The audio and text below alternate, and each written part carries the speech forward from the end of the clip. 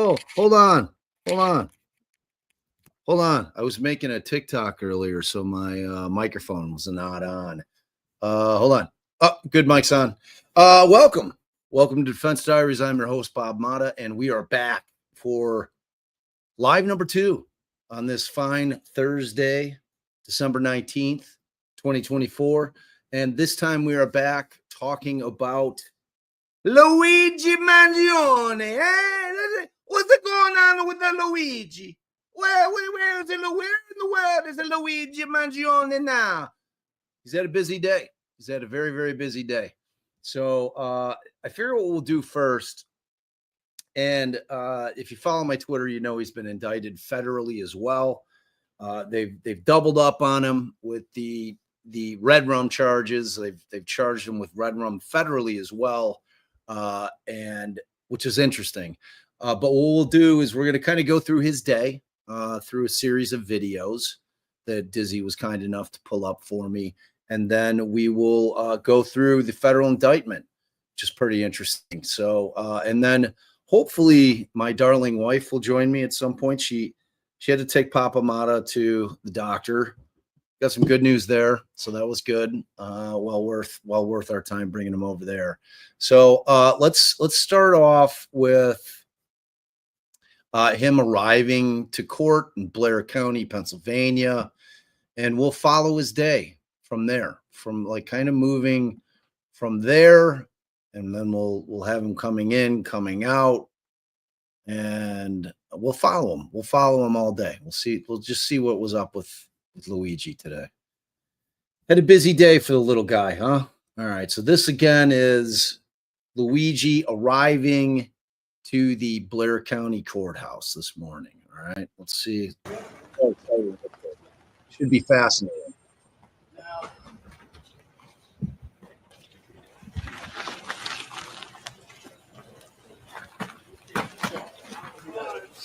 Now, who is that? Get him out of there. You can't do that. You don't have permission to be here. You need to get it. Oh, no! Yelling it's at the press. Woo.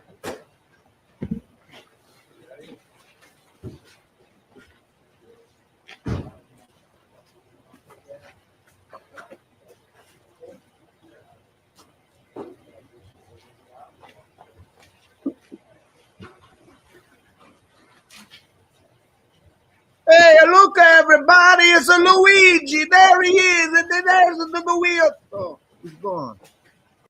All right, so there's clip 1. I'll make it quick. I just want to ask why you're here today. We're here today because we wanted to use this moment to advocate for healthcare changes and hopefully, make some positive, goals with all of this situation. So. You say your first and last name? My first name's Jenny. I'm not giving my last name. That's fine. That's good. Thanks. Spell Jenny for us. Jenny. Do you think your presence here will make a difference, and why? I hope it does. I don't know.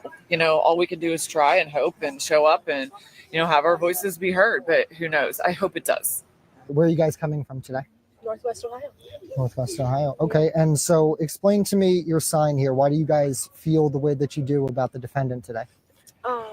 Go for it. We have our own reasons to be frustrated, fed up, angry with our government and our healthcare system. We both needed medical procedures that, we had to fight for, that we shouldn't have had to fight for, especially, being Americans. We're taught and told how great it is to be an American. Best country in the world. I shouldn't have to fight to save my life on, a phone, getting denied. I shouldn't have to fight for medication that will keep me breathing. Or if I'm born with a disease, I'm just an unlucky number, for some people. And Okay, but you don't get to kill CEOs because your claim was denied. You don't get to do that.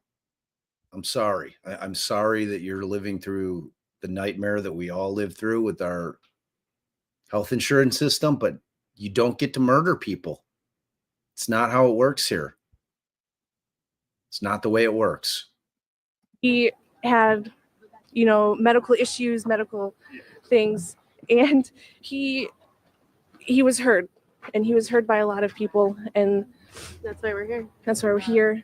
And he's kind of given people a common enemy, I should say, instead of having, this side fight over this side fight over that. It's brought a common issue, and he's awoken the people to a true issue. And kind of the bigger point, like the argument that I like to make with respect to this kind of commentary coming from people, and again, we've said it at length that, I think everybody agrees our healthcare system in this country sucks, right? It's not great. It's like you're paying a fortune before you hit your deductible, before you're even getting the insurance to pay for it. It's incredibly expensive. I mean, it's like paying for a mortgage on a house. If you are self-employed or if you're self-insured, it's even worse, So, but the argument, the counter, oh, yes. Awesome. Thank you. Welcome to my beautiful and brilliant co-host, Allie. What's up, girl? Hey, babe. Hey, y'all. Yeah, I was so rooting for you to be here. So your dad did want to hold me hostage for. I know he's pretty excited about your choice of doctors for him. He was very, very happy with the end result. So thank you for that, by the way. But I was saying, kind of the counter argument is that if people are under the impression that this alleged act by Luigi Mangione is going to, in some way, shape, or form, affect change in the healthcare system, you're out of your mind. It's going to have it's going to cause them to dig in. Like it's that same concept. You don't let the terrorist win. If this act in any way affects any kind of change, then what do you think people will start doing? This kind of shit. So like that is not going to happen. There is nothing positive that is going to result from this. No. That's my argument. Maybe more federal and state charges happening simultaneously. Oh, did you see I sent you a screenshot. The masses come together. That I want you to look up. It kind of is in contradiction to the dual sovereignty thing that you were talking about a little bit. Is when change can That really guy's happen. a New York lawyer. So what do you say to people who would say that you guys are being too hard, that this man is accused of killing somebody because of that? Is that the way to go about getting change? Do you want my honest answer? Over 360,000 children have been killed by our government in Palestine. That too, but cold-blooded murder is not something that Americans. I don't agree with murder. No, murder's not right. Murder's never right. But people that say, "Oh, you can't go around killing people in cold-blooded murder," should probably take a look in the mirror. Some of those people. 1,000%. How did you guys feel when you first heard about what happened? I wasn't really shocked. I was waiting to see when it would really happen. Somebody's straw.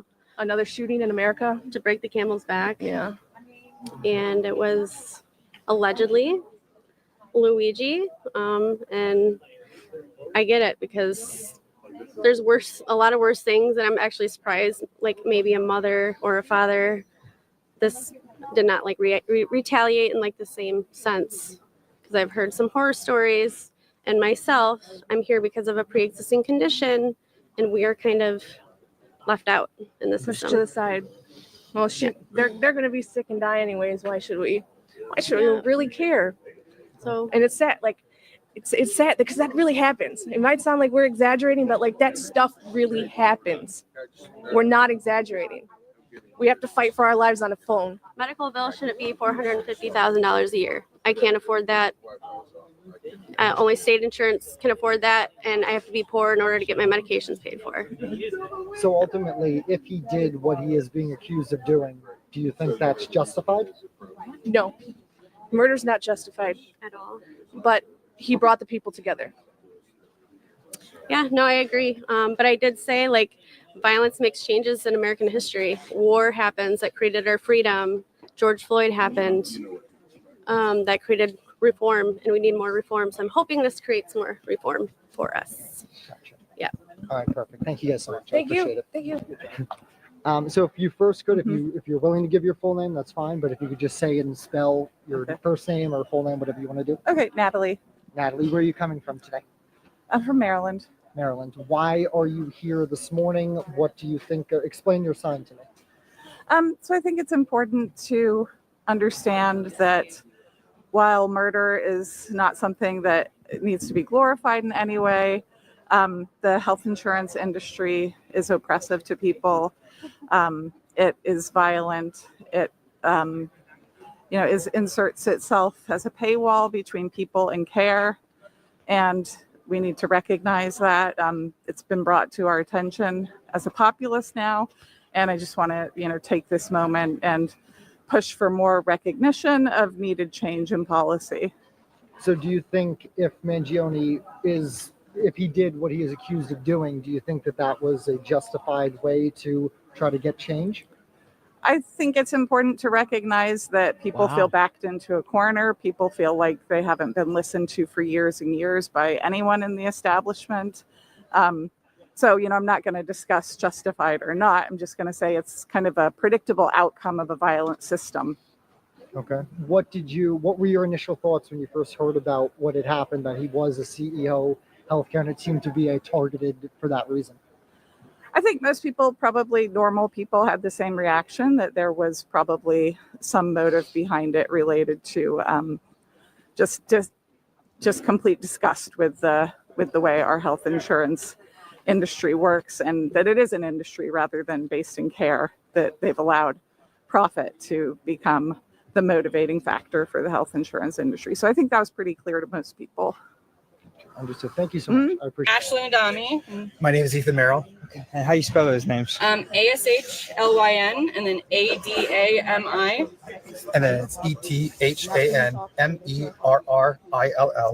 Yeah, so why are you guys here today? We are here because I have been personally affected by my healthcare and my inability to get healthcare because of my insurance and our just frankly terrible American healthcare system. Back in 2020, I needed a breast reduction very badly, and all of my doctors agreed it was necessary, but my health insurance didn't. And I had to fight for about 2 years to get it approved. And even at the end of almost 2 years, only one of my two privatized health insurance companies agreed to cover it. And because of how long it took, my back is permanently damaged. I have to get yearly surgeries to burn the nerves in my back.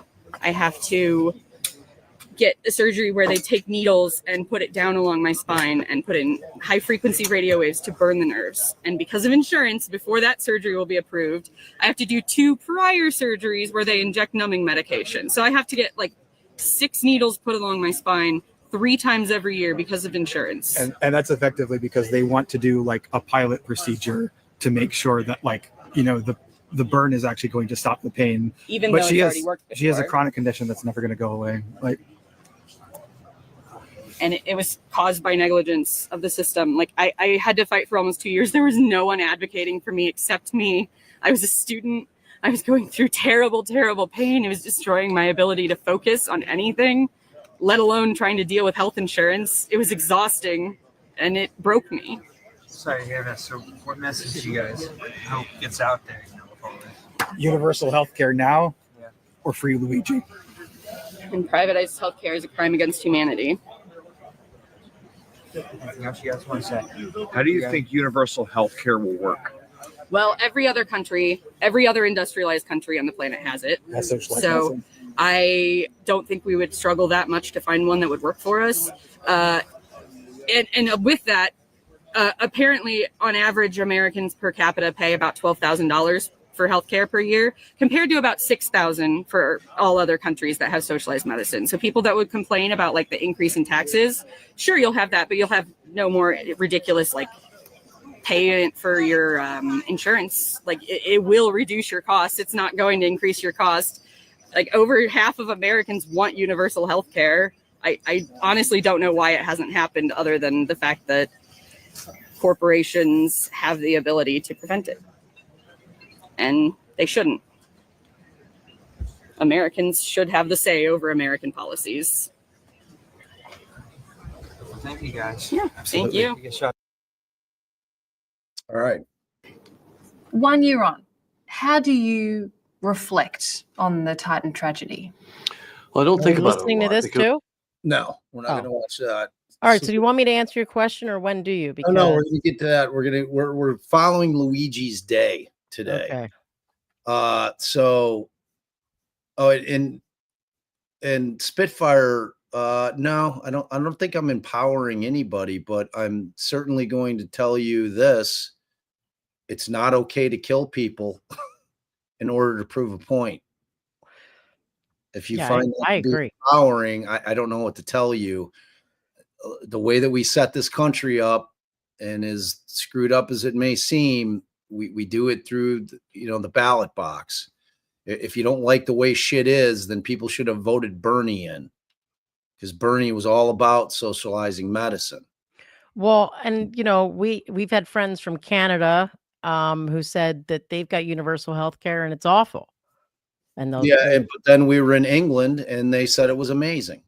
right. You walk into any hospital, you never pay for anything. Like even as a foreigner, if you or I would have gotten injured in London, we would have been able to walk in and gotten free medical care. So, I mean, you can't conflate the two issues. Okay. I can't say it any more than I have. Our healthcare system blows. There's no question about that. Privatized medicine incorporates greed, and greed makes everything terrible. However, we cannot start murdering people in order to try to affect change. I mean, the privatized prisons are pretty horrible. It's beyond horrible. It literally encourages people being law enforcement to keep the prisons filled, because it puts money in their pocket. It's the exact same concept with privatized medicine. I mean, what is the incentive for a doctor not to have you come in multiple times where there's something that they could have taken care of in one, in one appointment, because they're making money every time you come in. I mean, there's no argument about that side of it, but you just, in my opinion, and no one's changing my opinion on this, it is, but you don't get to start murdering people, Megan. It's not the answer. Yes, the for-profit healthcare system is a crime against humanity, the penalty for which is not cold-blooded murder. Yeah, it's just like and I just refuse to make this guy a martyr, because frankly, he's got more money than all of us combined in this chat times 10,000. That's the family he comes from. So it's like, I mean, I guess my question to those that are of the mindset that Luigi's heroic, well, I mean, if I'm defending him, like I said the other night, I'm certainly going to be looking into his mental health. What happens if it turns out that he is in fact schizophrenic? So, I mean, it's like there's just no viable excuse for what he did, even though his sentiment was correct. The sentiment was right. Like what he believes in, I support. His way of going about it, I do not support. It's that simple. And I'm a defense lawyer. Right. You know, I'm like, I can pretty much stand behind anything, but no. And I am not like I am not a huge fan of government in general. So, I mean, like all of those things being said, what I am a huge proponent of is not murdering people. Right. I agree with Crack. There's two different conversations going on, but the reason it's becoming one is because it seems, at least to me, like that the people are saying, like that woman that they interviewed on that had the healthcare sign on, she was not willing to say that the murder was not justified. I mean, she, for all intents and purposes, said she kind of felt it was without saying it. So the reason it becomes one conversation is when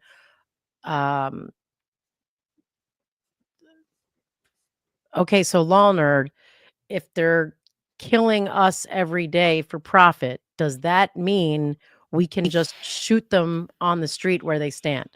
That's the part I'm not I don't think Bob and I definitely are not missing the fact that they kill us every day for profit.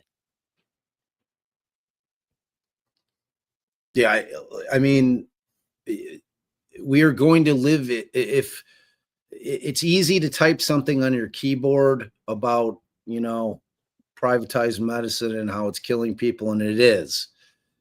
And then I don't know if you're willing to take that step that it justifies what he did, because it didn't. And if you're of the mindset that it did, you are going to be living literally in the purge in very short order. I don't want to live there. I'm sorry. Like I don't want to live. That could be, because what that means is that, like, I would have had to lived in more fear than I already lived being a defense attorney from disgruntled clients who, for whatever reason, or their family member, I mean, it's not how we handle our business in this country. All right. Well, we're having two different discussions. We're done having that one. That's my vote. So let's move on to whatever you're showing us. Babe, I'm hungry. Please stay back. Ma'am, I'll ask you once.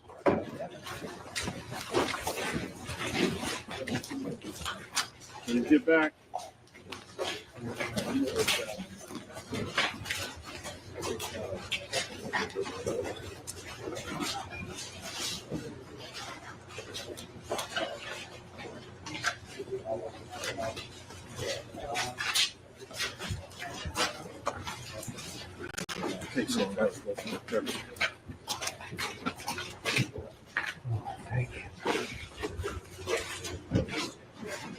Nobody's breaking him out.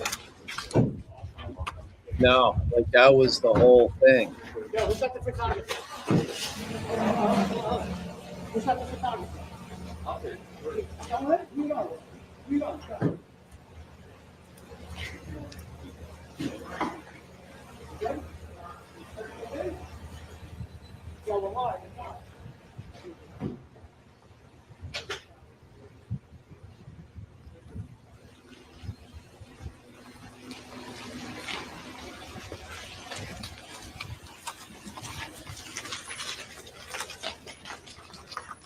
All right, so if you're just catching up, he did waive extradition today.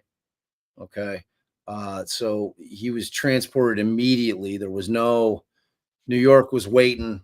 They were there. They were ready to snatch him up. Right, he wasn't getting on the long bus across the country. Right, it was a short helicopter ride, or a short plane ride, and then a helicopter ride, which we'll see. So extradition has been waived at this point. They did not drop the charges in Pennsylvania. Those still remain. Whether they will remain remains to be seen. But at this point, they're willing to take a back seat to the more serious charges in New York. So this is him leaving.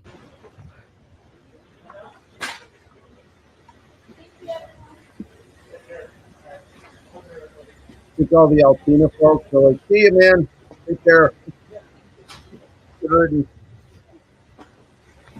More in New York, I think. Whole scene. We're just, nice folks there in Alpena.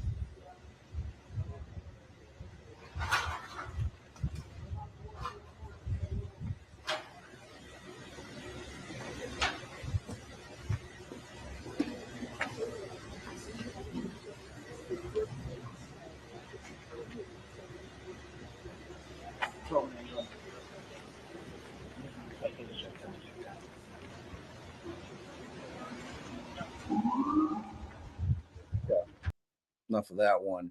Yeah, I want to address this TLA 1616. That means nothing. You can't tell whether or not somebody has mental illness based. But the law for the legal definition, it most assuredly matters. So Well, exactly. Well, we went through that ad nauseum yesterday during our live, not regarding this case, but another one. But I agree with you.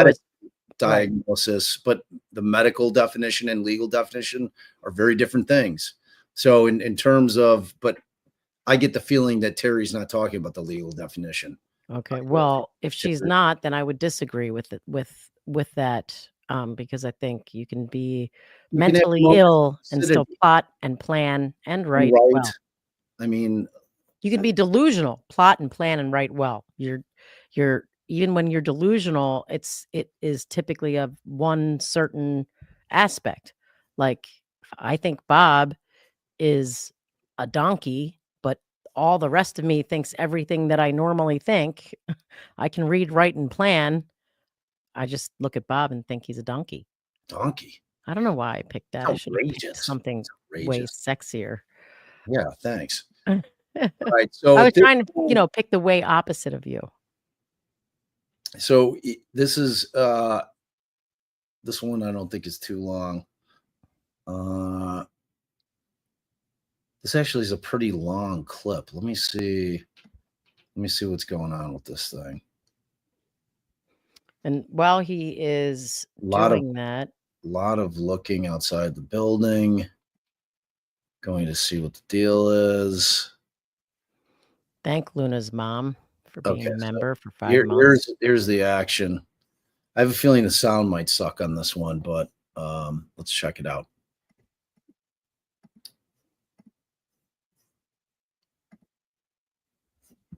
All right, so he ended up waiving his preliminary hearing. So you mean in Pennsylvania? Yes. So what happened in Pennsylvania, they've got a statute. It must be that if you've got a case pending and you're being extradited, by waiving extradition, you essentially sort of waive your right to that initial prima facie argument, which I'm not sure if that would that might technically waive your, well, maybe not. But in any event, they made like a special exception for him. He did not have to waive because they wanted him to be able to leave. So he didn't waive any rights as to the Pennsylvania charges that he technically would typically under this process.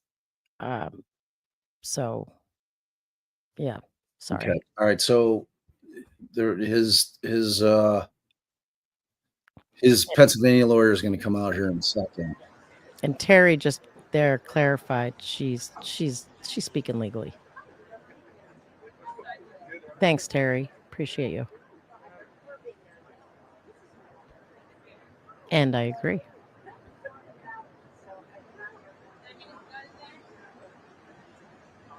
Can you bloop bloop some stuff?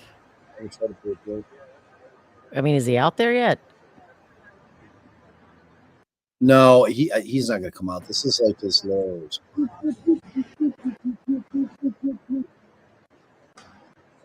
I mean, somebody's got the deny, delayed defer sign out there.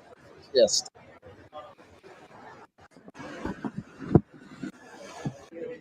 All right, so we see. There's Tom Dickey. If you were in court, you heard the judge say that he was remanded to the custody of the New York City police. How will he be transferred back that to New York? I do not know. But can you tell us what his mood is at this moment? Your mood? Your mood? Mr. Dickey, if I could have you here for News Nation for one moment, sir. Hey, look, we're going to move forward with a vigorous defense of these charges, and my mood hasn't changed. Like I said, just use common sense. He's got problems, fine, but he's good.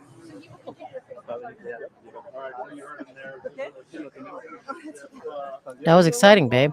Yeah, Dickie wasn't very interested in speaking. My client's best interest, and what we did today, we feel clearly was in his best interest at this time, and that's why we did what we did, and we're ready to move forward. Will you continue to represent him? Yes, as I indicated in court today, I'll continue to represent him on the Pennsylvania charge. You said you've been in touch with his New York attorney. That's correct, yes. What are those conversations like? Is it a good relationship you've developed with him? I won't comment on any of that. I'll just say is what I said in the report. I've been in contact with his counsel in New York. I'm not satisfied with it. And what happens in February 24th? Is that officially off the books? It's on as we speak right now. It's still on as a book date. That's just where we are. Will he appear in person in February? Several people who visited were you one of those people who visited? God, the media are such psychos. It's like they're just Ixnay like it. The guy can't even turn around and talk. yeah, and like his New York lawyers told him to pipe it down. Hey, Dickie, shut your mouth. Let us handle shit from here. All right, so I don't think we're gonna. And you told the people the husband and the wife are both representing him in New York. Oh, you haven't said anything yet. Oh, they both are? Yep. Oh, all right. I love that. Nice Italian Jewish team there. Mm-hmm.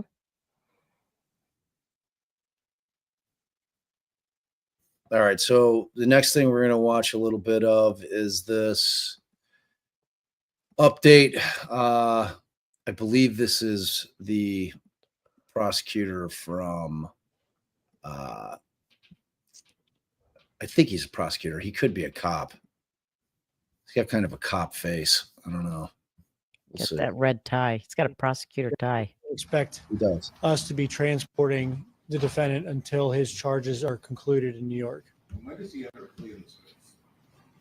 Because you're back in Pennsylvania, The Bay. defendant doesn't have to enter a plea, and I would have absolutely no idea what his intentions are. You understand we're not going to have anything in New York. Right? I mean, Well, we're going to get footage of him landing. For his Blair County case.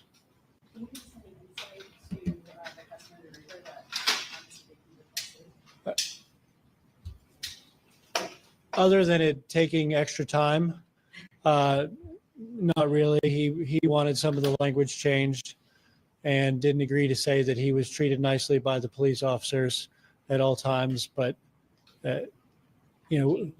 we had sent that paperwork out, I think, Tuesday, so everyone could review it.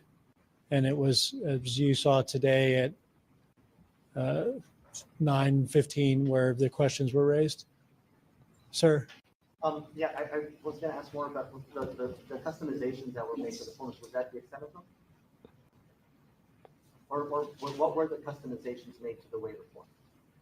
There was an acknowledgement that a writ of habeas corpus had been filed and was being withdrawn. There was an acknowledgement that he had an attorney, and I think there were redactions about waiving his right. Some of our normal language about the treatment of police. So really controlling the charges. Excuse me? Controlling the charges here locally in Pennsylvania. Yeah, as I stated earlier, our intention is to keep our case active, and at the conclusion of the New York case, which obviously is the primary case against the defendant, and we intend to assist them in any manner that they might need, we'll evaluate our case and determine how to proceed. Why has Mangione been held at a Scott Huntington and not the Blair County? That was a determination by all of the parties involved as the best course of action for a number of reasons. Does that include the conditions of the Blair County prison? That was one of the considerations. Yes, sir. Would you go over you talked about an agreement in terms of waiving the preliminary hearing, having to attorney over a 20-page in the police department report. Could you just sort of describe that, what happened, what was the exchange? Yeah, we would typically have sent that out in about 2 weeks, maybe 3 weeks, depends on when we get them from the police. The Altoona Police Department is typically very prompt in sending us that material, and then we send it directly to the defense attorney. There was a request for materials Monday. We agreed that if the report was available, we would turn that over, and to the Altoona Police Department work to finalize that report. Reports will be added to over time. So as if there are additions to the report, that'll get turned over as well, just through our normal course of business. Essentially, they got it probably 2 weeks faster than they normally would have because the Altoona Police Department expedited their delivery of the report to us. Did they get it? Did you turn it over? Is that happening? Yeah, I handed it to him. Boring. All right, let's move on. I mean, we don't really care about Pennsylvania anymore, right? Right. Moved on to bigger and better things. All right, so we'll watch him on the move now. So this is where he gets on the little plane. So have you discussed the different? Well, I guess you can discuss it when he lands. What? Like his method of travel and the security and the reasons for that. Yeah. We were waiting for it here. Like this is where the real travel starts.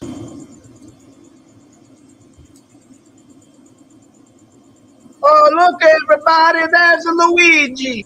There he is. There he is. There's a Luigi. He's sitting on the aeroplane.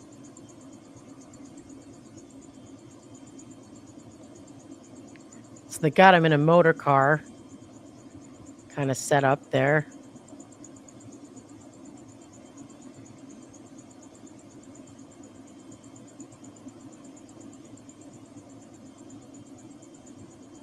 Little plane. Oh, he's getting in, not out. Yeah. He's leaving Pennsylvania. They're going to fly him to New York. Then he lands in New York, and then they put him in a helicopter. Well, I don't think we need to watch all three of those. Why don't we just get to him landing? Hey, listen. We're watching all three. All right. Because I want to say, oh, hey, look, everybody, there's a look. Yeah. You don't like that? I mean, it's your own people that you're embarrassing. That's all. Oh, wait till you see the TikTok I did. Oh, boy. It's full blown. I mean, don't worry, they're short, Faye. I know you're hungry. I'm hungry too. I was wondering if you've eaten anything. I haven't eaten a thing all day. All right. Well, that was riveting. That was pretty exciting, right? Exactly. Thank you. Thank you for agreeing about the excitement of that clip. All right, next clip. So it's going to be him landing. Ooh, I'm buckling in now, babe. I'm buckling in now. Oh, wait, I take it back. This is the plane actually taking off. Oh, no, I really don't. This is going to be super exciting. Just trust me. Trust me. 7 minutes of watching this plane. Yeah, that's not happening.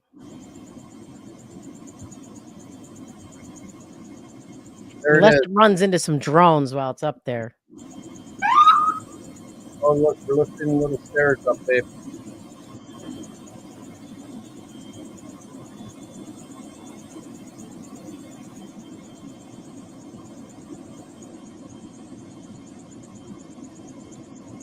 Yeah, we definitely need a blue here, babe.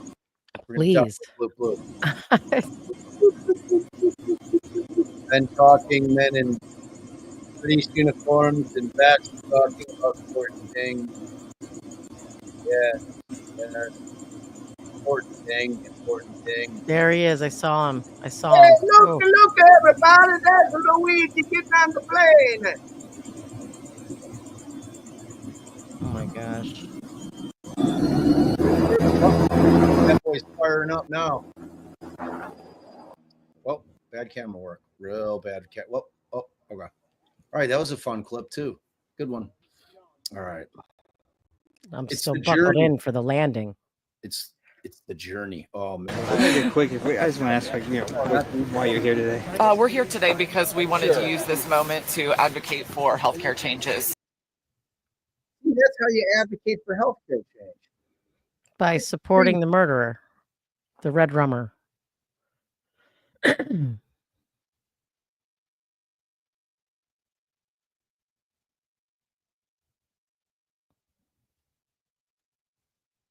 No, I don't. I feel like honestly, no, I don't think it'll make a difference. But it's not going to stop me from doing it.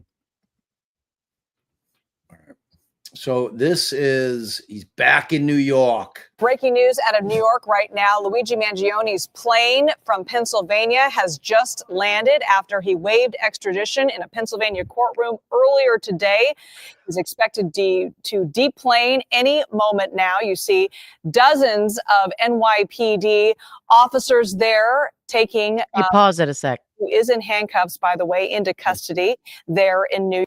In the future, I'm going to request that you play the video, but you say the words in your desktop podcast voice. What do you mean? Which words? The same words she's saying. Okay, everybody, but the way you do it. Mangione has landed, and he is expected to be hauled to federal court immediately, where he'll be shackled and hit with more charges. All right, let's go. New York. Later on today, he's expected to be in a New York City courtroom to face charges there. And we just learned that he's actually facing 4 new federal charges, including the criminal charges of first-degree murder with a terrorism charge added to that. Of course, we were standing by waiting for Luigi Mangione to deplane. He just landed moments ago from Pennsylvania, where his lawyers waived extradition. So he is in New York now, where he will face charges for, again, murder, first-degree murder with a terrorism charge, amongst other weighted charges there. And I see him there with that orange jumpsuit. There he is, Luigi Mangione. Hey, look, everybody, now. there's Luigi. The suspect I'm never in the killing of United Healthcare CEO Brian Thompson. He's being led away, flanked by, looks like half a dozen different officers there. He's headed to an SUV where he will then head to another courthouse in New York, and he will sit in a jail cell as we learn more about when his court date is, other charges that he could face. Oh, excuse me. He looks like he's actually could be heading into a helicopter there, some sort of police helicopter. Okay, that's he's already in New York, and they needed a helicopter. Listen, that was amazing reporting right there. Like the way she just nailed that. Like yes, I'm walking. So I wonder if they. Well, they're bringing him to Manhattan proper. Right, but I wonder if they literally decided to do it that way because of their fear that someone's going to try to effectuate an escape. I wonder if that's why because they're already. That was definitely one of their concerns. There's no question about that. Like he ends up like the last clip we have. Like he was brought. I mean, like he's basically in a motorcade. Yes, they were very concerned about people trying to free Luigi. But I was just saying, I wonder if that's also why they used a helicopter as well, because I'm assuming they're like one of the very close to Manhattan airports. I mean, all it takes is one dude with like a rocket launcher. Take that thing out. Seems like, I don't know. Where he will be taken into presumably New York City to a helipad there in the city, where he will be in a courtroom facing a judge potentially later on today. And we should learn more about his charges, what he's facing, criminal charges. And again, now, as we just mentioned, 4 new federal charges. Okay, what is this woman talking about? We've all read the indictment. Like he's been charged with 11 counts in state court and 4 in federal. Yeah, they're behind. They're behind. Like days behind. Days. Just joining us, that is Luigi Mangione, the suspect in the killing of CEO. Can I do it one more time, babe? I guess on the next clip. CEO Brian Thompson. He was arrested, found in Pennsylvania last week, and there he is in that orange jumpsuit, boarding a helicopter. He just deplaned from a plane that was in Pennsylvania earlier today, where his lawyers waived extradition to New York. This is in New York, and he is now getting on board that helicopter. Might get some where he will go to New York City. But on the real, like all these cops will tell the Luigi Mangione story, like, oh yeah, we put them on like for the rest of their lives. They'll all be put them on a helicopter. All right, so, next yeah. Next You're gonna clip. love this one. This one's like the real McCoy. Okay. This is the actual perp walk. That's all. I could have just done with the leaving and the And perp it was walking. a journey, babe. We had to take the journey. All right, it was I'm gonna send Darren a text that this specific live can be skipped. Well, until we get to the meat, which is the indictments. You're not Okay, gonna yeah. skip that. Yeah, so tell him skip all your. I'm trying to wish like goss. do it. It's a story here. It's a like story. You're doing we it had to so show well. him getting he waives extradition. They then board him, they drive him to some little Altoona airport, stick him on a little puddle jumper, gets into New York. They stick him on this NYPD helicopter, and now we're going to watch the perp walk. You'll love it. You'll love every second of it. Oh no, you've still got us at the helicopter. Mentioned you could see, and there he is, Luigi Mangione, the suspected murderer of Brian. At least mute the sound. Care CEO who was gunned down brazenly in the middle of. You can narrate. Huge police presence there on the. If I narrate, I'll slip into my just use American Italian. No, use your podcast voice. Look at this perp walk, though. Look at this. Hey, get your goddamn hands off Luigi. See that cop? Oh, it was the little reporter, the little NYPD cop. It's like all these cops want pictures for their desks. So they sent out their photographers. Like, all right, we're about to get this is about to be the baddest ass perp walk you've ever seen. So make sure you get good shots. I mean, they're on the water. I think this is a very difficult location for somebody to swoop in and effectuate an escape. But, you know. These guys look like feds back here, these two Got guys. your NYPD, got your FBI. Probably have some Homeland Security over there. Got Luigi. Got those guys with the ties and the sunglasses in the back. Look, everybody's looking out of the windows. Oh, there goes a Luigi. Look, Luigi's walking by us. I mean, you're literally like this is a freak show. Like this whole thing is an absolute freak show. Oh, you got a nice commercial. You got an ad. Sons of bitches. And another one. Oh, there we go.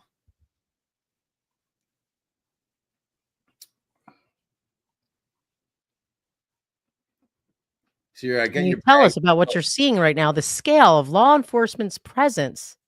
It's unheard of. I've never seen anything. It's a major perp walk. No, I'm reading the closed captioning.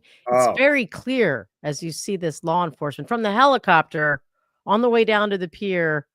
That's the spirit or band. As you can see, he's shackled. All right. So that's Luigi's journey. So from what is not abundantly clear to me is whether he made his appearance in New York, and I'm talking about the state courts, or if he just had federal court today. I'm not sure, because my understanding was initially the plan was for him to get processed, fingerprinted, all that, then go appear in federal court on the federal complaint, get arraigned there. And then they were still talking about sending him over to a New York court after that. But I don't know if that ultimately happened. But I think if you're giving us a full tour, you should know that, sir. I mean, I wish I knew the answer. Really do. All right. So this is the federal indictment. Okay. Good old SDNY. Before you get to the federal indictment, I thought the most interesting part was the ride, the whole little ride to the wasn't there like the whole brigade to get from the courthouse? I couldn't find it. I couldn't find the motorcade. Well, it was actually Diz, and you know Dizzy. She'll find it. She would have found it. Yeah. All right. So, and I want to discuss, because I think obviously the most pressing question is going to be the concept that he's been charged with state charges for Redrum, but he's also now been charged with federal Redrum as well. So here, while you're reading this, what people should keep in mind is, what are the differences in the offenses? Is there an element in the federal offense that doesn't exist in the state offense? And I can assure you that there will be something different.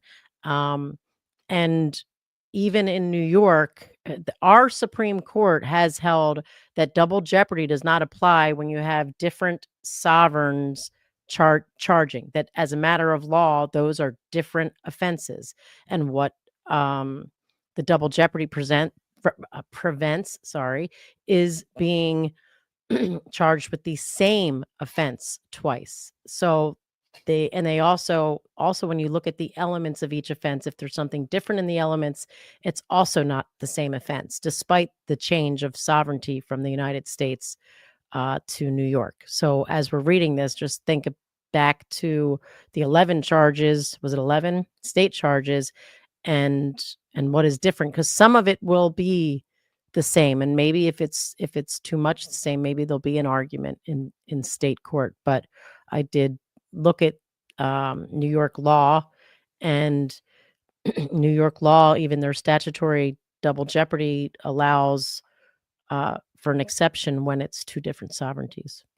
And I think the bigger question is, now that he's been charged federally with Redrum, is he death penalty eligible? No, because it's charged in New York. Right. So, but that begs the question, if New York, which I think they overcharged him with the one, you know, I mean, I think the federal death penalty would follow from the whatever state they're in. well, they're in New York. Right. So that's why I was saying no. But I mean, I could double check, but I think that. Double check that. Double check that. All right. So count one is stalking, travel, and interstate commerce. And Alice and I have told you about the concept of how you get jurisdiction, federal jurisdiction, if you're the U.S. attorney. And there's a couple of different ways, but for the purposes of this particular indictment and these crimes, they're all going to have to deal with interstate travel and or commerce. Okay. So there has to be multiple states that were involved. Okay. So I take it back. They can seek the death penalty in New York federal court, even though the New York state doesn't have it. I knew that answer. I just wanted you to get there with me. All right. So, okay. So one, from at least in or about November 24th of 2024 to in or about December 4 of 2024 in the Southern District of New York and elsewhere, Luigi Nicholas Mangione, the defendant, traveled in interstate commerce. Okay. Right there. There's your difference in first degree. Well, this is stalking. Right. Okay. So sorry. But if that was how their murder charge started, that would be the different element, making it a different offense. I think people will understand the comment and kind of the concept of the fact that the wording's different. But when you get down to brass tacks, he really is being tried for the same crime twice. Yes, he is. It's a loophole to our double jeopardy clause. Right. So travel in interstate commerce with the intent to kill, injure, harass, intimidate, and place under surveillance with intent to kill, injure, harass, and intimidate another person. And in the course of, and as a result of, such travel engaged in conduct that placed that person in reasonable fear of death of and seriously bodily injury to that person. And in the course of engaging in such conduct caused the death of the person, to wit, Mangione traveled from Georgia to New York for the purpose of stalking and killing Brian Thompson. And while in New York, Mangione stalked and then shot and killed Thompson in the vicinity of West 54th Street and 6th Avenue. So count two reads a little bit differently. It is another stalking charge. So, but it's in a different section. So, and it says, as you see in section 2, use of interstate facilities. That's why it's a federal offense. Right. Okay. So here, hold on, I got to get it unscrolling. Okay. From at least in or about November 24th of 2024 to in or about December 4 of 2024 in the Southern District of New York and elsewhere, Luigi Nicholas Mangione, the defendant, with the intent to kill, injure, harass, intimidate, and place under surveillance with intent to kill, injure, harass, and intimidate another person, used an electronic communication service and electronic communication system of interstate commerce and a facility of interstate or foreign commerce to engage in a course of conduct that placed that person in a reasonable fear of the death of and serious bodily injury to that person. And in the course of engaging in such conduct, cause the death of that person, to wit, Mangione used a cell phone, interstate wires, interstate highways, and the internet to plan and carry out stalking, shooting, and killing of Brian Thompson in the vicinity of West 54th Street and 6th Avenue in Manhattan. So to count 2, where I see issues with the elements of that offense is that I don't believe that here, scroll back up. So used an electronic communications service or system of interstate commerce and a facility of interstate or foreign commerce to engage in a course of conduct that placed that person in reasonable fear of death. He did not use those systems to place the person in fear. Brian Thompson nothing was done to place him in fear other than before seeing his Right. He wasn't calling and threatening Thompson, at least that we know of. Wasn't sending threatening texts or anything of that nature. I mean, this is, federal charges are always going to incorporate this multi-state element when they're trying to get jurisdiction. That's why you always see things like wire fraud. Like a lot of times they'll snatch people up on wire fraud. That's for exactly that, using cell phones, using the internet, and those are obviously going from state to state. And that's going to be an element that's not represented in any state charge. So technically it is a different offense. So count 3, murder, Redrum through the use of a firearm. Okay. On or about December 4 of 2024 in the Southern District of New York and elsewhere, Luigi Nicholas Mangione, the defendant, during and in relation to the crimes of violence for which he may be prosecuted in a court of the United States, namely the stalking offenses charged in counts 1 and 2 of this complaint, knowingly used and carried a firearm, and in furtherance of such crimes possessed a firearm, and in the course of that crime caused the death of a person through the use of a firearm, which killing is murder as defined in Title 18 U.S. Code, Section 1111A, to wit, Mangione shot and killed Brian Thompson in the vicinity of West 54th Street and 6th Avenue in Manhattan. First of all, I find the entire concept of being charged in both offensive. Let me just say that. All I'm giving you is that we don't go to 4 yet. All I'm telling you is that the legal loophole that's allowing this to happen. Now, in this one, okay, I feel like this is probably, well, thus far the most offensive because,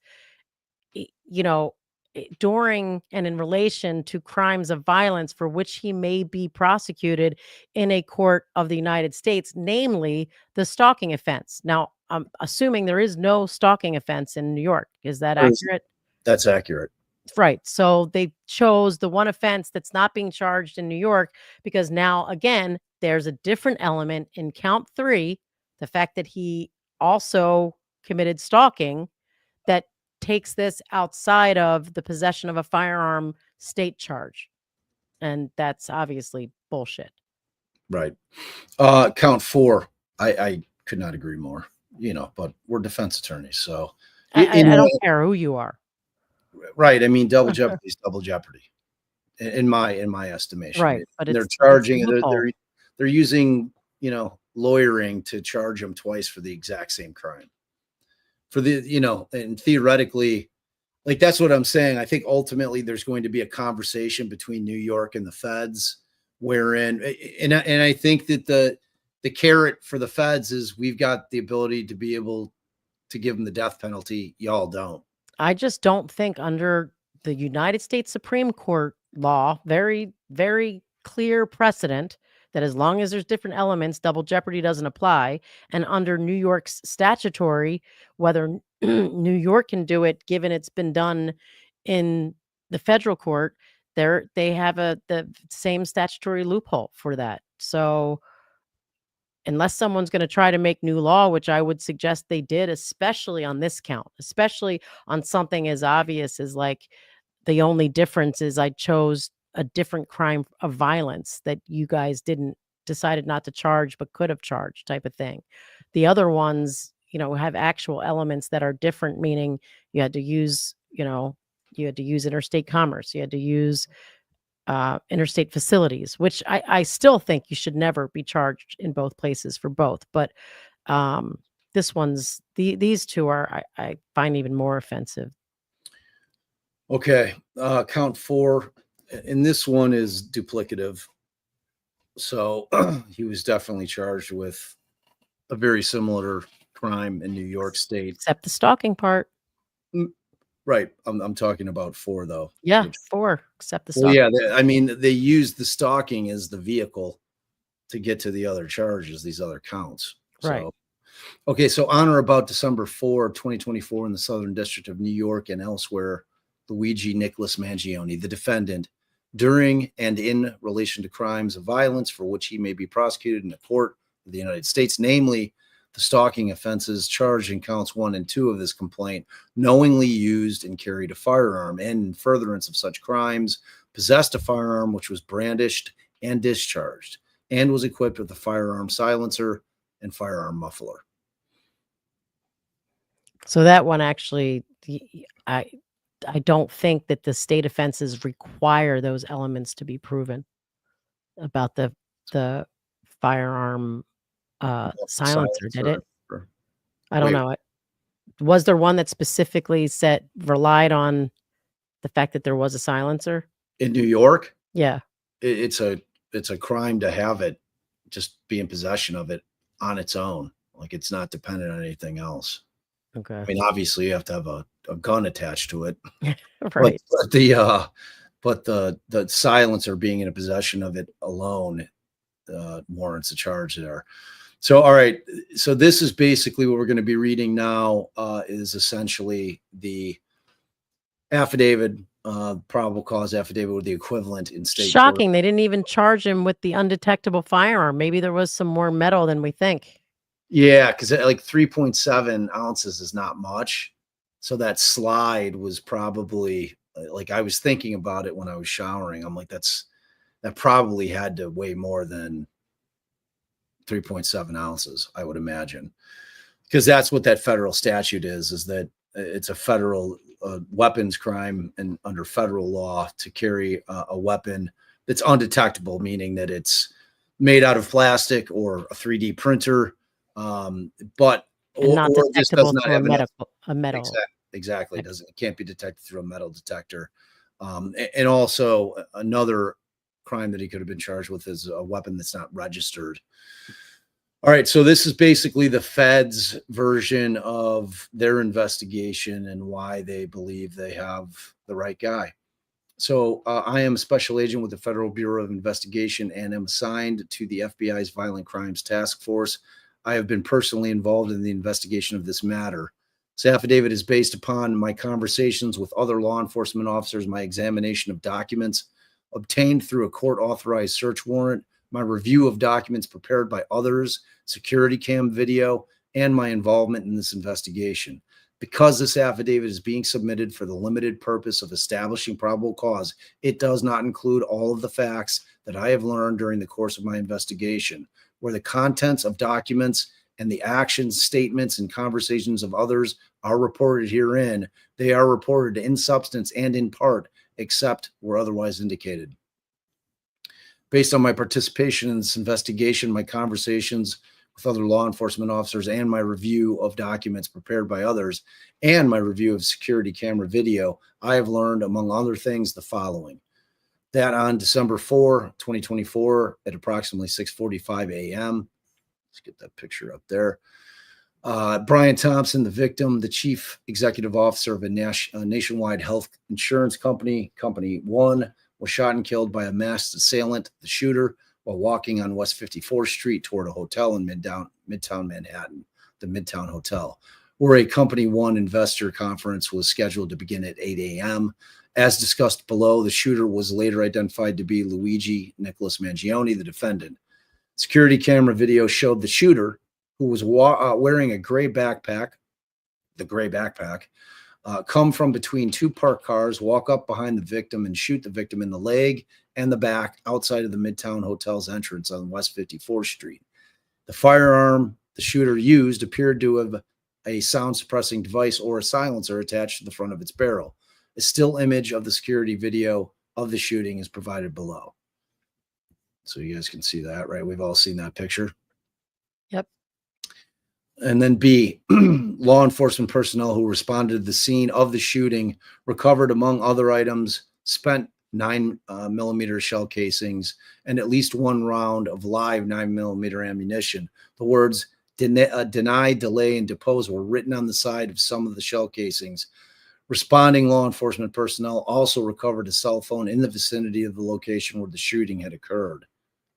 The investigation. Based on my participation in this investigation, my conversations with other law enforcement officers, my examination of documents obtained through a court-authorized search warrant, my review of documents prepared by others, and my review of security cam video, I know that over the course of the next several days, investigators retrieved and reviewed hundreds of hours of recordings from nearby security cameras to track the shooter's movements both before and after the murder. From that review, investigators were able to formulate the following timeline of the shooter's movements from November 24 of 2024 up to and including December 4 of 2024. On November 24th of 2024 at approximately 10:11 p.m., the shooter arrived in New York City on an intercity bus at the Port Authority bus terminal in Manhattan. The bus originated in Atlanta, Georgia. The shooter took a taxi to the area around the Midtown Hotel and stayed in the area for approximately 1 hour before taking another taxi to a hostel located in the Upper West Side of Manhattan. Hereinafter, the hostel. B, the shooter registered at the hostel under the name Mark Rosario and provided a false New Jersey's driver's license as a form of identification. Hereinafter, the false New Jersey ID. A photo of the false New Jersey ID is provided below. There you go. Thing looks pretty good. Where do you think he had that made? Think he made that himself? Probably. I mean, the guy's a computer engineer. Well, that doesn't mean he's a forger expert, but I guess with I mean, the computer. Otherwise they're looking at whoever made that fake ID for him, and that person's in a shit ton of trouble. I'm getting it so I could drink at college. Okay, pal. All right. C, when the shooter was checking in at the hostel, the clerk desk asked the shooter to remove his mask, which he did, revealing his face to a security camera as shown below. I'm sorry, like that does not look like a different shading on the picture. No, I know the jackets are different. I'm saying his face doesn't look like him for some reason to me. No, and I think the jackets actually might be the same, just a different. There's just shading. like a blue tint. Yeah. Yeah, I was agreeing about the jackets. I think they are the same jacket. What I'm saying is it doesn't look like his face to me, but I guess it is. I don't know. I mean, if you and I were handling that case, do you think that looks like that picture up there? It looks like a different dude to me.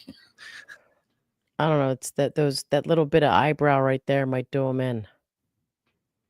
I mean, he definitely has distinctive eyebrows. The old bushy eyebrows strike again. Other than this interaction with the desk clerk, the shooter consistently kept his mask on throughout his time in New York, including while inside the hostel. December 4th of 2024. On December 4 of 2024 at approximately 5:35 a.m., the shooter left the hostel wearing a gray backpack and rode an e-bike down Central Park West to a location near the Midtown Hotel as shown below. So there he is. What is that thing hanging there? Looks like a water bottle, but like I don't know. Might be what he hides his weapon in. Yeah, maybe. All right, so there he is. You can see him. Pretty good, clear picture. See him on the e-bike here. So at approximately 5:41 a.m., the shooter walked around the area of the Midtown Hotel and at one point purchased items from a nearby coffee shop. The shooter then returned to a bench in the vicinity of the Midtown Hotel. On at least one occasion prior to the murder, the shooter was depicted using a cell phone. Which is important for the federal charge. Right. At approximately 6:45 a.m., after waiting near the Midtown Hotel for approximately an hour, the shooter saw and approached the victim, shot the victim multiple times, and then fled on foot to West 55th Street, where the shooter mounted the electric bicycle and rode towards Central Park. After disappearing inside the park for a period of time, the shooter was captured on video again, exiting the park near West 77th Street in Central Park West, riding north on Central Park West. When he emerged from the park, the shooter was no longer carrying the gray backpack, as shown below. Where below that one? He's got the back. Oh, the second picture. Okay. All right. And so we've heard about NYPD recovering the backpack in the park, or a backpack. I had been unclear until this of whether or not it was the same backpack. It would seem like it is. I mean, there's certainly the inference that it is. I'm curious as to what backpack he had when he was in Altoona, because he had another backpack with him. They're real hard to get. I mean, but you got to go into a store and buy it. Unless he had two. Unless he had it with him. But where is he carrying it? So at approximately, in that picture, at approximately 6:58 a.m., security camera footage captured the shooter riding the electric bicycle near West 85th Street and Columbus Avenue. 2 minutes later, at approximately 7 a.m., the shooter's captured on video walking near West 86th Street and Columbus Avenue without the electric bicycle. At approximately 7:04, the shooter entered a taxi that drove him to the George Washington Bridge bus terminal in the vicinity of West 179th and Fort Washington Avenue in Upper Manhattan. The shooter's face was captured by a camera in the taxi as shown below. I mean, people in New York are like, geez, I didn't realize they could track our like literal every movement throughout the city. It's like CCTV in London, man. Like they got you on the grid, bro. So at approximately 7:30 a.m., video footage from the George Washington Bridge bus terminal captured the shooter entering the facility. No video footage showed the shooter leaving the bus terminal, suggesting that the shooter left New York City. On or about December 6, law enforcement officers searching Central Park found a gray backpack matching the appearance of the gray backpack worn by the shooter as depicted below. So the arrest and identification of the shooter. Based on my participation in this investigation, You probably just skip to A because he restates the same thing. Okay. A, on December 9th, 2024 at approximately 9:14 a.m., a worker at a fast food restaurant in Altoona, Pennsylvania, called the police about a male customer later identified as Luigi Nicholas Mangione. The defendant, who the worker believed resembled photos of the shooter that had been broadcast in the media following the victim's murder. Members of the Altoona Police Department responded and encountered Mangione, who they also believe matched the appearance of the shooter. When approached by responding officers and asked for identification, Mangione offered the false New Jersey ID used by the shooter to check into the hostel. Mangione was later found to be in possession of a loaded 9mm pistol and a silencer consistent with the weapon used to kill the victim. Clothing that matched the apparel that the shooter wore in the security camera videos, a notebook, here and after the notebook, several $1,000s in cash. And now that was interesting because New York said it was $8 grand, and an envelope associated with an FDIC insured bank, and a letter addressed to the feds, quote, the Fed letter. The new 9mm pistol and silencer were later tested and found to be operable by a ballistics examiner from the New York City Police Department. Photographs of the firearm and the silencer recovered from Mangione are depicted below. So there you go. Man, those 3D printers, huh? Oh. Wow. What brand's his little thingy up there? What, this little sack? Yeah. I don't know. Free advertising. Yeah, I mean, is there any such thing as bad publicity? I don't know. Maybe. All right. So the notebook contains several handwritten pages that express hostility towards the healthcare industry, or the health insurance industry, and wealthy executives in particular. For example, the notebook contained the following statements. Oh, this is interesting. Haven't seen this stuff. Notebook contained the following statements and entries that appear to correspond to particular dates. In an entry marked 8/15, August 15, 2024, the notebook described how, quote, the details are finally coming together, end quote, and, quote, I'm glad, in a way, that I procrastinated because it allowed me to learn more about the acronym for Company One, end quote. The notebook entry also stated that the target is insurance, end quote, because, quote, it checks every box. And that's quoted as well. It checks every box. So it was like he was just waiting to find the right target. Right. Exactly. Hold on. Let me turn on the light. And if they use Company One, you can just say United Healthcare? No, I guess not. I guess I'd stick to what they write. All right, Roman numeral 2, in an entry marked as 10/22, October 22 of 2024, the notebook stated, quote, 1.5 months. This investor conference is a true windfall. Wow. And most importantly, the message becomes self-evident, end quote. Later on in the entry, the notebook describes an intent to, quote, whack, end quote, the CEO of one of the insurance companies at its investor conference. As described above, October 22nd of 2024 was approximately 6 weeks before the date of the murder of the victim, which occurred on the date of United Healthcare's investor conference. D. The Fed's letter recovered from Mangione stated, quote, I wasn't working with anyone. This was fairly trivial, some elementary social engineering, basic CAD, and a lot of patience, end quote. Based on my own research, I believe that CAD refers to computer-aided design, end quote. The Fed letter also states, P.S. You can check serial numbers to verify this is all self-funded, my own ATM withdrawals, end quote. I thought he denied that money was his. I don't think he was talking about the cash on hand. I think he was just talking about traveling, maybe buying the 3D printer. I don't know. Okay, so 9, based on all the above, my review of the photographs of the shooter and my review of arrest photographs of Luigi Mangione, the defendant, I respectfully submit that Mangione is the shooter who shot and killed the victim on December 4, 2024.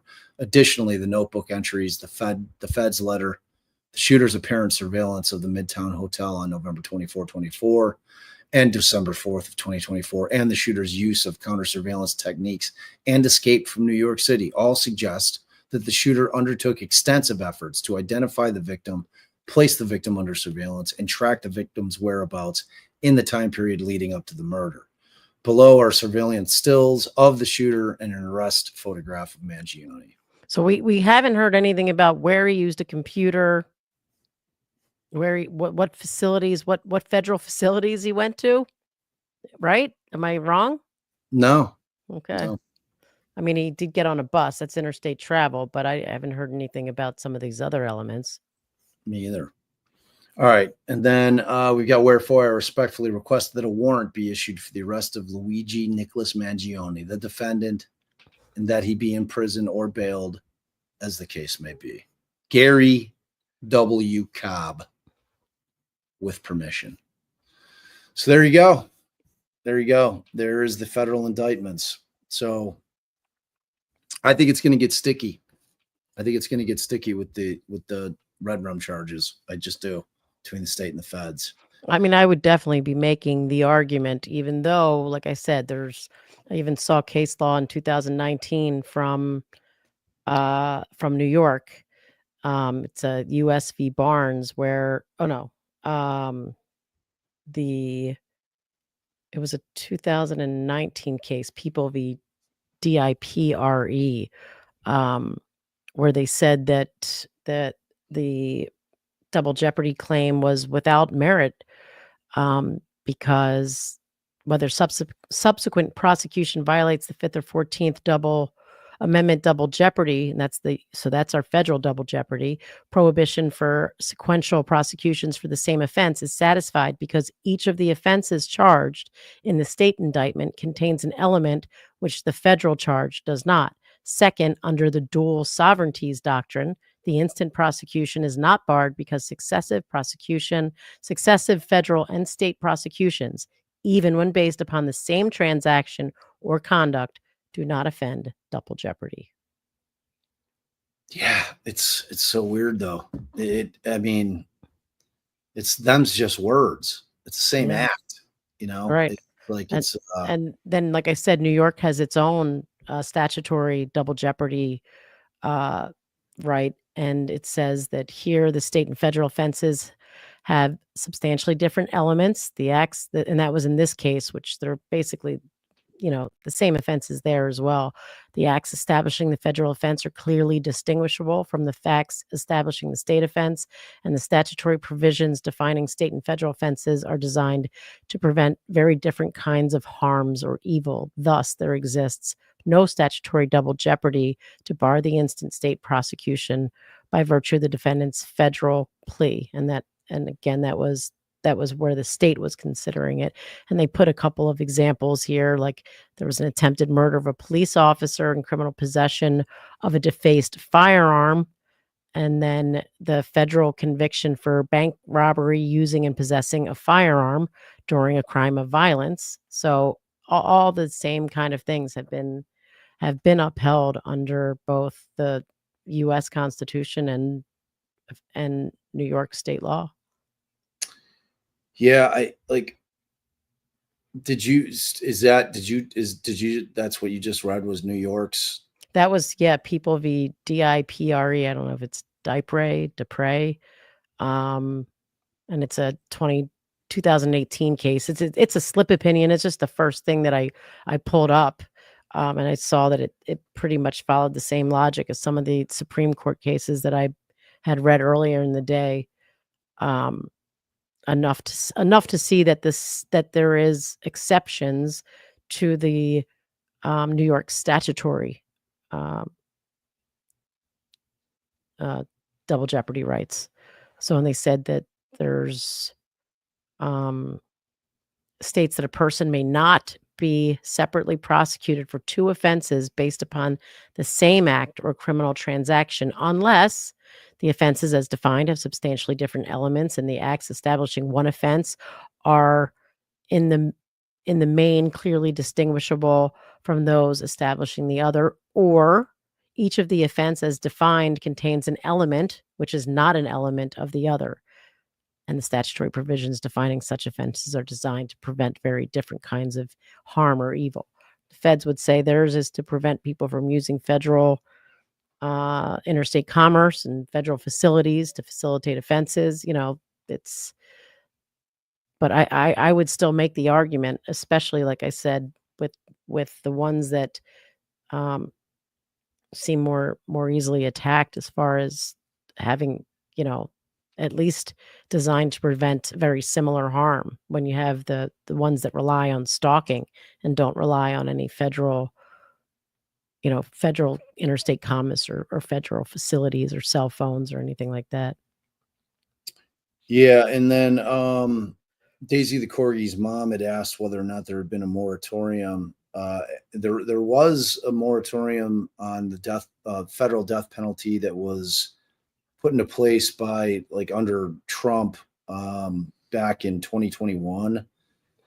And I think that was, it said that 13 federal death row inmates were executed all under Trump. The last and most recent federal execution was Dustin Higgs, who was executed on January 16th of 2021. On July 1 of 2021, Attorney General Merrick Garland imposed a moratorium on federal executions. Now I'm trying to find out. It's probably still in effect. The case that I read was prior to that, I think, but I just wasn't sure if the feds would follow the state that they were in. I just pulled up a more recent case, but filter by federal. Yeah, because they were looking at several aspects. One, that it was a disproportionate amount of people executed were, of course, people of color. That the lethal injection used for federal executions is not humane. I don't know. I see federal, and that the Anti-Terrorism and Effective Death Penalty Act provides that a petitioner must file their writ. So, the other thing they were looking at, the federal death penalty review process does not sufficiently protect against miscarriages of justice. So I'm not finding anything that says that the moratorium was lifted, though. Yeah, the most. Yeah. Are you seeing anything else? No. Yeah. So as far as I'm concerned, the moratorium is still in place as far as federal executions go. So that would take the DP off the table for the feds as well. So in that case, I mean, then now you've really got, I don't know why they try him. This seems like a pissing contest to me between the feds in New Or York. just trying to prove a point. But, I've never seen them prove a point when there's like a minority who is the victim. But it was done right in the center of Manhattan, broad daylight. So it was actually still kind of, it was like sunrise. It was still kind of dark. It wasn't really broad daylight. It was 6:45 a.m. So, all right. I think that's all the information we have right now.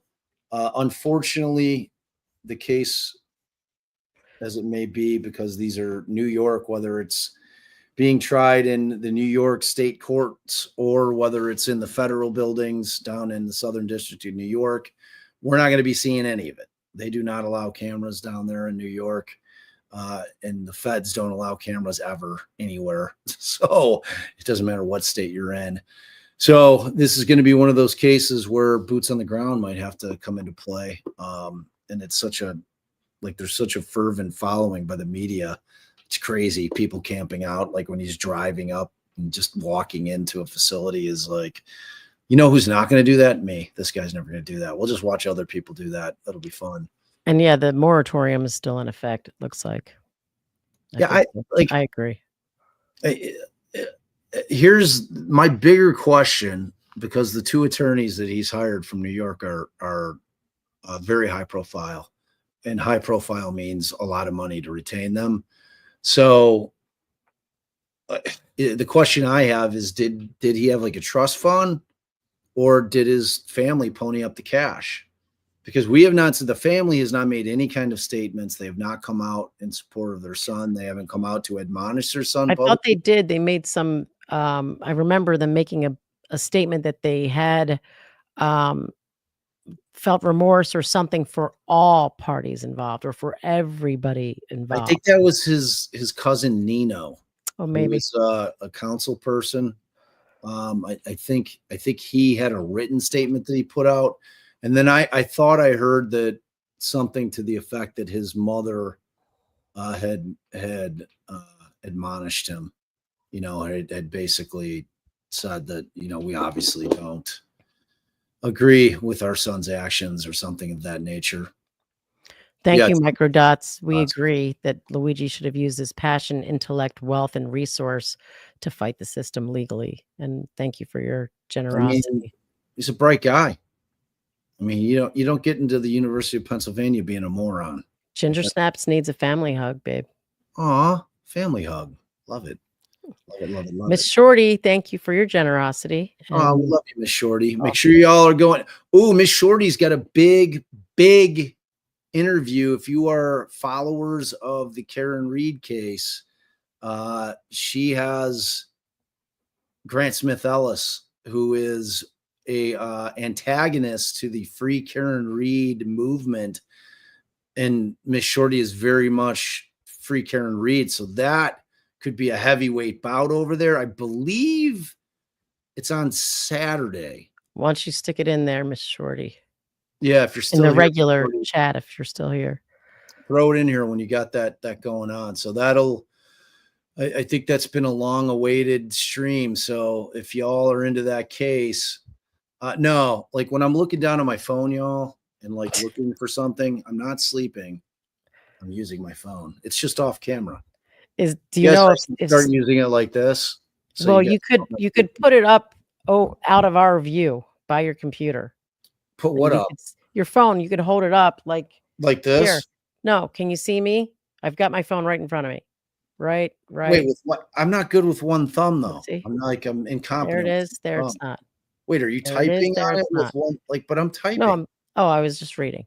Yeah, I'm typing things. I'm trying to find things. I'm doing things. And Law Nerd Amber, do you know if Miss Shorty's YouTube is Miss Shorty? Yeah, we throw it up here again. We threw the link in there. She put the link there for Lisa's live. Yeah, I was just wondering if that was the YouTube channel is called Miss Shorty or if it's called something else. Oh, it is. Her community, she calls them the Shorties. What's up, Shorty? What's up, Shorty? So yeah, make sure you're going to check that out. I'm assuming I'm going to dip in there because I have a feeling Lisa's going to go at him pretty hard. So we'll see just exactly how long that dude can take the heat, because we've done. She's very civil, very bright. She'll come at him. I'm sure with tact and honor. I have no doubt. So, all right, you guys, that is our update on Luigi Mangione. And if you want to see a full-blown Luigi Mangione update done in my Italian-American voice. No. Yeah, I'm just saying it exists. Cameron, I made a little vid for her, and it's over on the TikToks. I'm sure she'll post it to the shorts on YouTube as well. And it's I have Cyrus podcast over on TikTok. So I don't got a have pretty TikTok. decent account over there. Oh yeah, there. It's Miss Shorty. It's Miss Shorty. It's Miss Shorty. All right. All right. All right. Mods, thank you. Double duty once again. You guys rock. We have not had communications with Kara Winicky. So as of right now, yes, we did get Jeff to 100,000. That was an amazing thing to be done. And kind of the significance of why everyone wanted to see that happen is that Jeff, which was the Legal Vices, that was his channel, another fellow law tuber, put a ton of work into his channel, was a great guy by all accounts, and died, unexpectedly, even though he knew he was having some heart issues, but he certainly wasn't prepared for that. Expecting that to happen. And, when you have a YouTube channel, when you hit that, that insanely amazing mark of 100,000 subs, YouTube sends you a very nice plaque to commemorate that. So his son had kind of put it out into the ether that he wanted to try to get that for his father. And it's a pretty nice thing to have to remember it, because the one cool thing about this, babe, is that like our content will be out there in perpetuity, And one day Lila will watch it. Hi, Lila. Hi, Fun Pa.